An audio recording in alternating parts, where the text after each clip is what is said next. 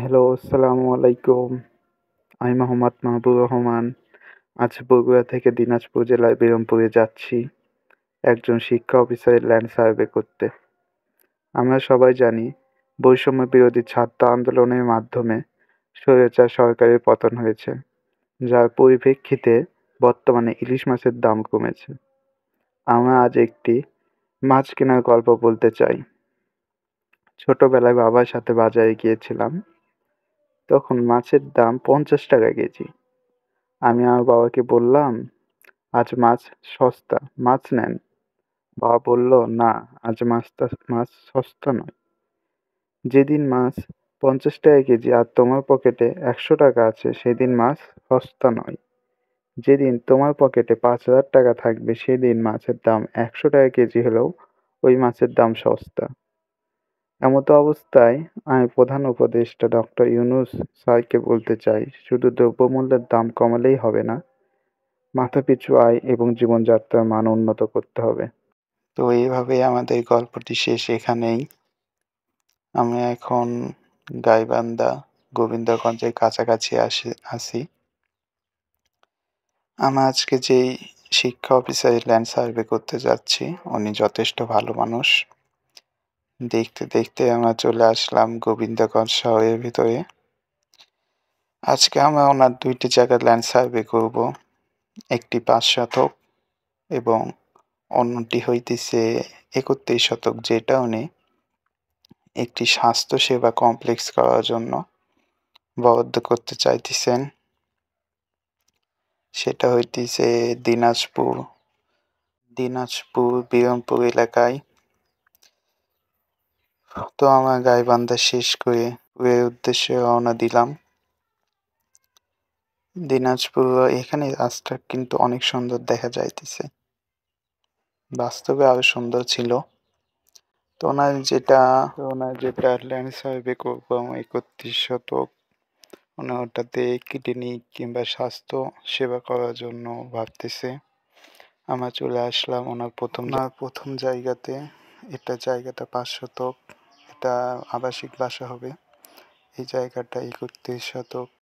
এইসব জায়গা মাপ এবং ল্যান্ড সার্ভে নেওয়ার পর আমরা চলে আসলাম ওনার খামার বাড়িতে ঘুরতে আসলাম। উনি আসলে দাওয়াত করেছিল।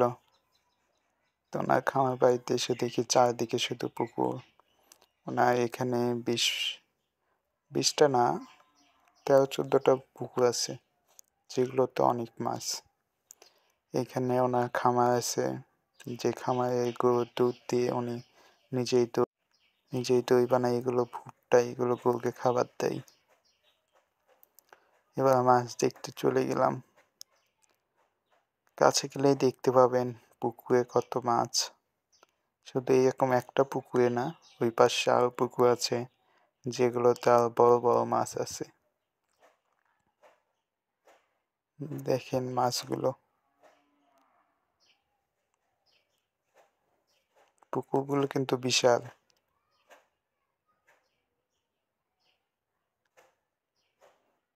একটা ভাই মাছকে খাবার দিতেছিল, আর মাছগুলো কেমন লাফালাফি করতেছিল দেখেন। যদিও বড় হয় নাই মাছগুলো এই পুকুরে।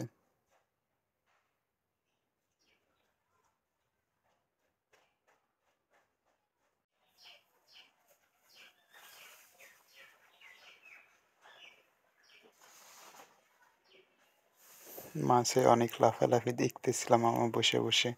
আসলে এইসব দেখলে মন এমনিতেই ভালো হয়ে যায়।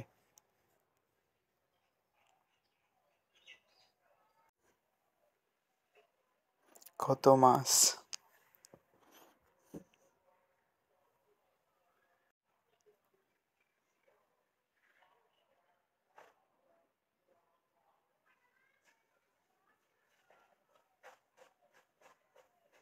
মাশাআল্লাহ বলতেই হয়, এত মাছ দেখে কোনো উপায় নেই।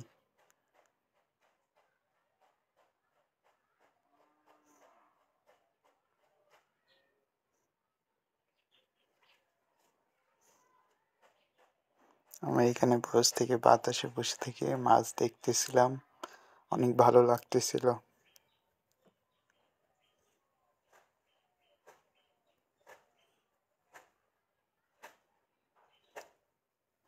খাওয়া শেষ করে মসজিদে এসে নামাজ পড়লাম।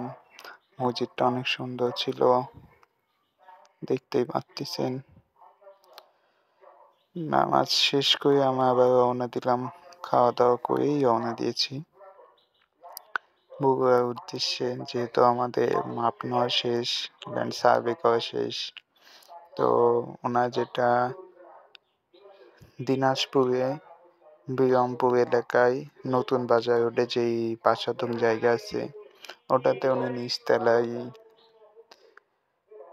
মার্কেট এবং উপরতলায় নিজের থাকার জন্য ব্যবস্থা করতে চাইতেছেন, এবং ওই পাশে যেটা 31 শতক, সেটা পূর্বেই বলেছিলাম, এটা উনি ক্লিনিক কিংবা এরকম কিছু করতে চাই। উনি আমাদের ওনার খামার বাড়িটা ঘুরে দেখাইলেন, যেটা আমাদের অনেক ভালো লাগলো। ধন্যবাদ ওনাকে। আরেকটা কথা বলতে ভুলে গেছিলাম, আমার সঙ্গে ছিল আমার শ্রদ্ধেয় স্যার মোহাম্মদ আব্দুর রহমান, শিক্ষা প্রকৌশল অধিদপ্তর।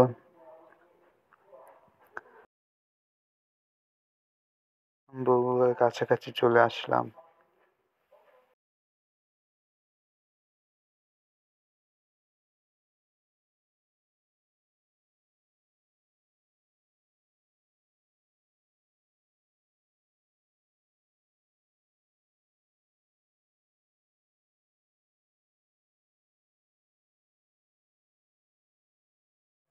অবশেষে বগুড়া চলে আসলাম।